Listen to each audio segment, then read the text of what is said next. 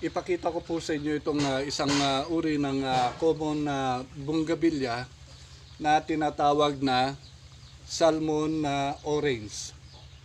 Ito po yung kanyang mga bracts. Ang kagandahan po sa uri ng kanyang varieties ay mas marami po yung kanyang mga bracts kaysa sa mga dahon. Common lang po siya, hindi po siya variegated.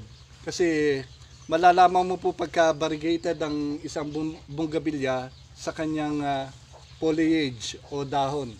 May kulay po yung foliage niya.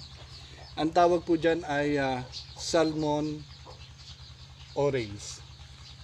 At isang uri na naman po ng common na bougainvillea ay ang tinatawag nilang bloody red. So parehas lang siya ng salmon orange, ganun din siya dahil mas marami yung kanyang bracts kaysa sa kanyang dahon. Common lang po siya pero ang ganda ng kanyang varieties kahit common lang siya. At susunod naman po ay itong